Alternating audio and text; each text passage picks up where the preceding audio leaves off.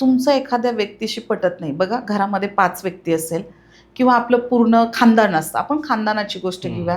चुलत असेल किंवा सख्खी लोकं असेल. कधी-कधी तर फॅमिलीमध्ये काय करतं, एखादी व्यक्ती आपला खूप दुरावा करते. त्या व्यक्तीला कधी-कधी म्हणजे वडिलांचाही तेवढा आधार भेटत नाही, आईचाही भेटत नाही हं. किंवा अनेक लोकांचा किती ह्या व्यक्तीने त्यांच्यासाठी कितीही केलं, तरी त्या लोकांकडनं निगेटिव्ह इम्पॅक्ट येतात. हे तुमच्या पूर्वजन्माचा साठा असतो. तुम्ही इथे कर्म क्लिअर करायला आलेले असतात.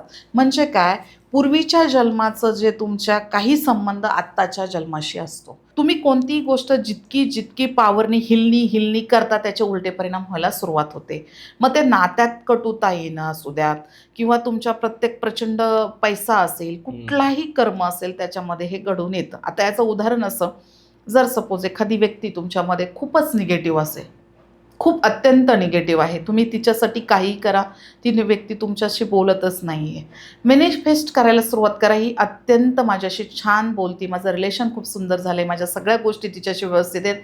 तुमच्या पैशाची देवाणघेवाण असेल, कपड्या-लत्त्याची हं. देवाणघेवाण असेल, गिफ्ट काही देत असेल, करायला सुरुवात करा. रिलेशनशिप एकदम मस्त होते. हे हं. माझ्या खूप स्टुडंटनी अनुभव करून पाहिलेलं आहे.